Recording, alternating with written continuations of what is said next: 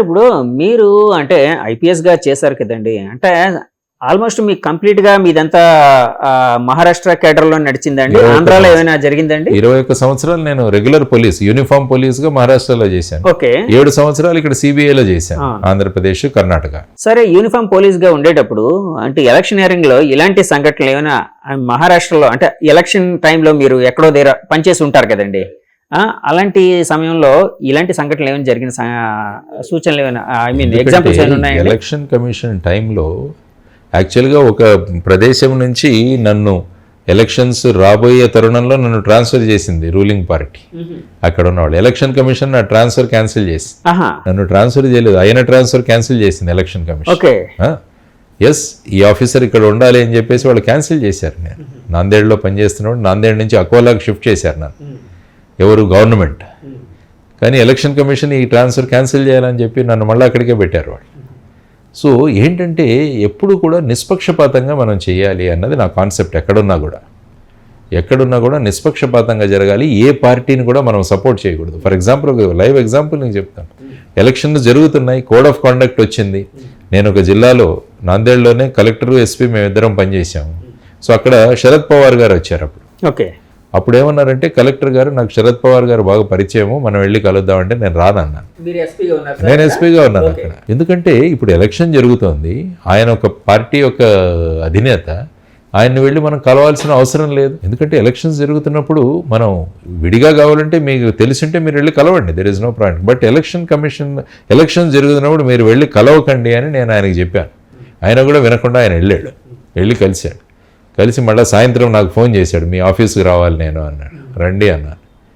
వచ్చి ఇద్దరం కూర్చున్నాం, మాట్లాడుతున్నాం, న్యూస్ పెడితే నాందేడ్ కలెక్టర్ ఈస్ ట్రాన్స్ఫర్డ్. నా ఎదురుగా నేను అదే చెప్పాను ఆయనకు, మీకు ఉదయమే చెప్పాను నేను, ఇలా వెళ్ళకండి. ఎందుకంటే ఇదంతా కూడా మనం ఏ పార్టీకి మనం సపోర్ట్ చేస్తున్నామని ఎక్కడ కూడా మీకు ఆ విధమైన చిన్న హింట్ కూడా మీరు రాకూడదు, ఆ విధమైన ప్రవర్తన కూడా మనలో ఉండకూడదు. మనం ఎందుకంటే బ్యూరోక్రసీలో ఉన్నప్పుడు అన్ని పార్టీలు మనకు సమానమే, చట్టం మనకు ఇంపార్టెంట్. ఎవరు తప్పు చేసినా కూడా మనం దాన్ని ఇంప్లిమెంట్ చేయాలి. ఇదే శరద్ పవార్ గారు అక్కడ గురుద్వారాకు వచ్చి, మహారాష్ట్రలో నాందేడ్లో పెద్ద గురుద్వారా ఉంది, పంజాబ్ గురుద్వారా, ఈ స్వర్ణ మందిరం తర్వాత ఇంపార్టెంట్ గురుద్వారా సిక్కులందరికీ కూడా నాందేడ్లో ఉంటుంది. అక్కడికి వచ్చి ఆయన ఒక మీటింగ్ తీసుకొని అందులో ఓపెన్గా మా పార్టీకి సపోర్ట్ చేయండి అని చెప్పి ఆ గురుద్వారా ప్రమిసెస్ లో మాట్లాడారు. వెంటనే ఆయన మీద కేసు బుక్ చేశాం మేము. Yes, we booked a case against him. అప్పుడు అన్నారు ఇదేంటి అంటే, చట్టం చూపించాను నేను, religious places misuse prevention act అని 1988లో చేసిన యాక్ట్ అది. ఆ యాక్ట్ చేసాం.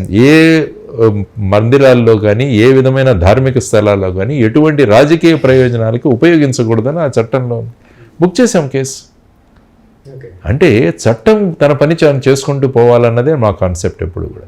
వాళ్ళు ఎవరైనా అవ్వచ్చు, రూలింగ్ పార్టీ కావచ్చు, అపోజిషన్ కావచ్చు, ఎవరైనా కావచ్చు, బట్ చట్టం చేసుకుని పోతే అప్పుడు ఏమవుతుందంటే ప్రజల్లో విశ్వాసం పెరుగుతుంది. సో ఆ విధంగా చేయాల్సిన బాధ్యత మన మీద ఉంది అంటున్నా. కాబట్టి ఇటువంటి సంఘటనలు ఎప్పుడు కూడా ఎదురవ్వలేదు.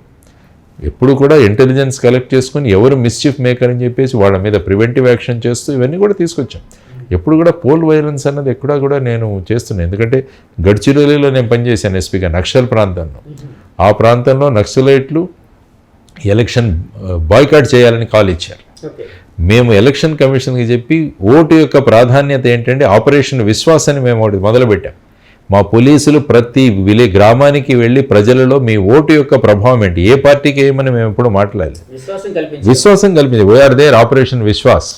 ఎందుకంటే నక్సలైట్లు ఈ ఎలక్షన్ను బాయ్కాట్ చేయమని చెప్తే మీరు విశ్వాసంతో మీరు వేయండి, మేమున్నాం మీతో పాటు అని చెప్పి ఆ సంవత్సరం అత్యధిక ఓటింగ్ పడింది Gadchiroli district in spite of boycott call. అంటే ప్రజాస్వామ్య పరిరక్షణ అన్నది మన ముఖ్యమైన ఉద్దేశం. ఎందుకంటే ఒక అసాంఘిక శక్తులు వచ్చి మీరు ఓటు వేయొద్దని చెబుతుంటే ప్రజలలో విశ్వాసాన్ని కల్పించాల్సిన బాధ్యత బ్యూరోక్రసీది. ఆ విధంగా చేశాం. ఎక్కడ వెళ్ళినా కూడా మోడల్ కోడ్ ఆఫ్ కండక్ట్ అన్నది ప్రతి చోట కూడా ఇంప్లిమెంట్ అయ్యేటట్టు అక్కడ ఒక విధి విధానాలే చేశాను.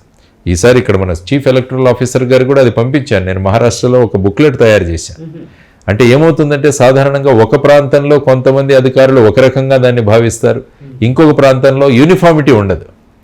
కాబట్టి మొత్తం రాష్ట్రం అంతా కూడా ఏదైనా ఒక వైలేషన్ జరిగితే రాష్ట్రంలో ఎక్కడ జరిగినా కూడా అవే సెక్షన్లు అప్లై చేయాలి. ఆ విధంగా యూనిఫార్మిటీ రావాలని ఒక చిన్న బుక్లెట్ కూడా తయారు చేశాను, how to implement model code of conduct. అది ముఖేష్ కుమార్ మీనా గారికి కూడా ఇచ్చాను నేను ఇక్కడ. ఇలాంటిది ఒకటి మీరు తీసుకురండి. సో దట్ ఏంటంటే రాష్ట్ర వ్యాప్తంగా రాజకీయ నాయకులు ఎక్కడైనా ఏదైనా మోడల్ కోడ్ ఆఫ్ యాక్ట్ సంబంధించి ఏదైనా తప్పు చేస్తే దానికి చేసే చర్యలు ఏవైతే ఉన్నాయో అవన్నీ కూడా సిమిలర్గా ఉంటాయి.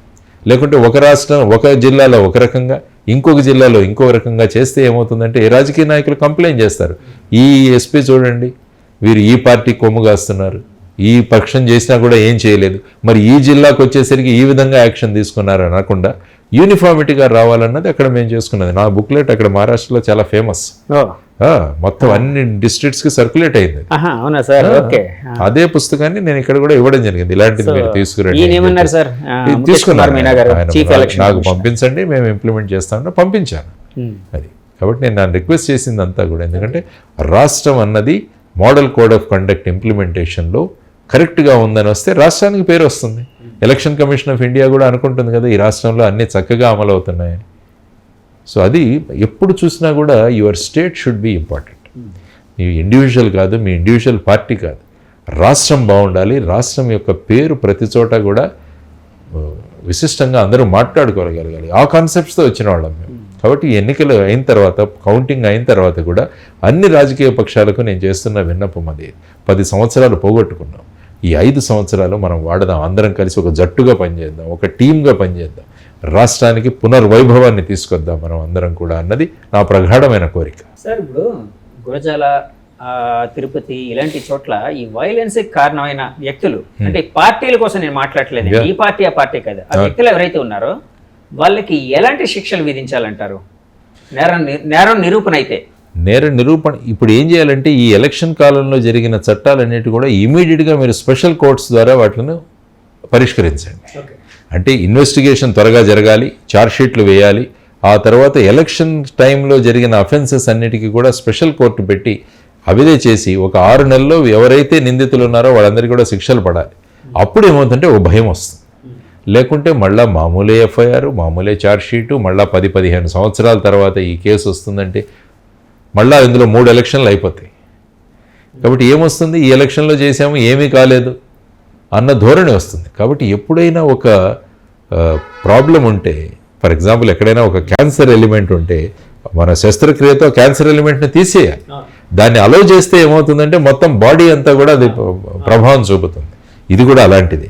ఎక్కడైతే ఈ మిస్చీఫ్ మాంగర్స్ ఉన్నారో వీళ్ళను వెంటనే కనుక గుర్తించి వాళ్ళ మీద చర్యలు తీసుకొని ఒక స్పెషల్ 6 నెలల్లో ఈ కేసులన్నింటినీ కూడా మేము ప్రత్యేకమైన మ్యాజిస్ట్రేట్లను పెట్టి చేస్తామని హైకోర్టుకు రిక్వెస్ట్ చేసి మనం ఆ ఫెసిలిటీస్ ఇచ్చి ఇవి చేయగలిగితే భయం పడుతుంది వీళ్ళందరిలో కూడా. అంటే చట్టాన్ని చేతుల్లోకి తీసుకుంటే ఏమవుతుంది, ముఖ్యంగా ఎలక్షన్లో అన్న మెసేజ్ వాళ్ళకి వెళ్ళాలి ఈ మిస్చీఫ్ మాంగర్స్కి. అప్పుడే సమాజం శాంతితో ఉంటుంది, లేకుంటే అశాంతి నిండిపోతుంది. ఏం కాలేదు మాకు, ఏం చేశారు, ఆ విధంగా నెగిటివిటీ అన్నది త్వరగా ప్రచారం అవుతుంది పాజిటివిటీ కన్నా. మంచి అన్నది ఎప్పుడు కూడా చాలా సమయం తీసుకుంటుంది సమాజంలో విస్తృతంగా వెళ్ళడానికి. చెడు అన్నది చాలా త్వరగా వెళ్ళిపోతుంది. కాబట్టి ఈ చెడు ఎలిమెంట్స్ని ప్రమోట్ చేస్తున్న వాళ్ళందరినీ కూడా మనం కంట్రోల్ చేయగలగాలంటే ఇటువంటి మార్గాలు మనం ఎంచుకోవాలి. సార్ ఇక్కడ ఒక పర్సనల్ క్వశ్చన్ అడుగుతున్నాను సార్.